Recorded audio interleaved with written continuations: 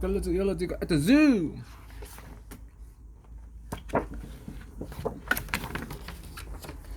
Too many hippos.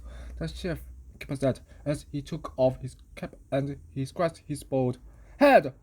I'm afraid that number may soon have to go. But the keeper's assistant quietly said, "No. Too many hippos." Oh no. Not at all. It's the that's the problem. It's way too small.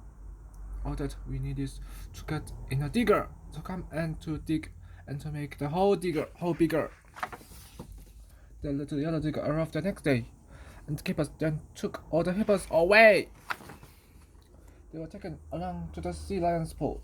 It was rather a squash, but it kept them all cool. Then the hippo's pool was drained quite dry, and the water sank with a glug and a sigh. The little yellow digger was really quite small, but it started at once to break down the wall, and it worked very hard with a clatter, thump, thud to dig very deeply down into the mud. The digger dug deep and the digger dug wide, till the hole grew so big that it was vanished inside. Then up from below came a worrying shout. "We are stuck in the mud here. Can you get us out?" But the keeper said crossly, "I very much doubt we can find a big digger to haul you both out. There's not enough room round the edge of the pool for a digger that's bigger to give you a pull."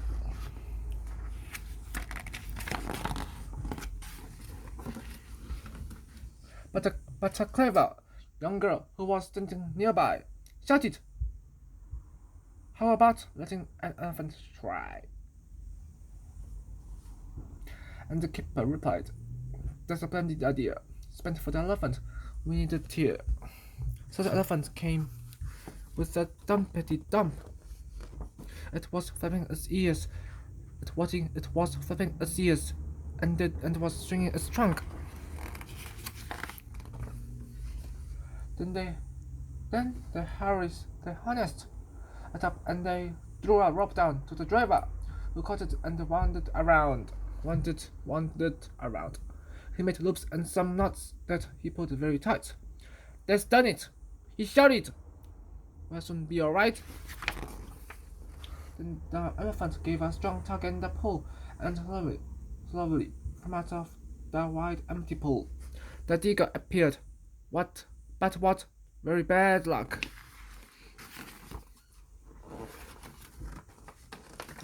It slipped over sideways and ended up stuck. The keeper's assistant said, "Leave it to me. We'll fix up a pulley by using that tree." The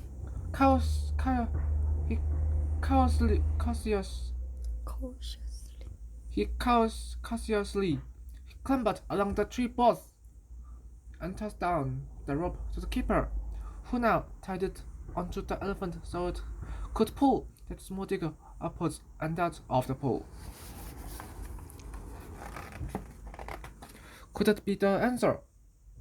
Oh no! Not at all. The digger was swinging. It seemed it would fall. It was swaying and dangling high up in the air. "It's no good," they cried. "It just can't be left there.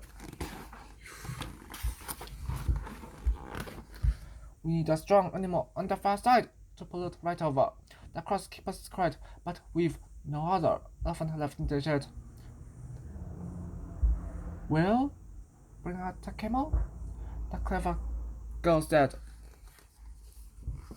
So they brought out the camel,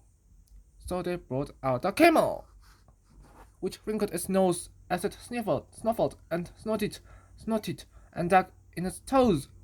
But in spite of the fact that its temper was short, it was tied with a rope that was then made quite Tout. Napple, yet the keeper. He shouted, Heave-o! And the camel was gently persuaded to go. I tugged on the rope, but the digger still hung over the hole. Still hung over the hole, where it tittered and swung. But at last it was down, and they all crowded round, and the driver climbed up onto the concrete ground. Then they filled up the pool, now much wider and bigger. And the elephant was all the mother of the digger. Then screeched the keeper. The cross came too. On the day that the digger came out to the zoo,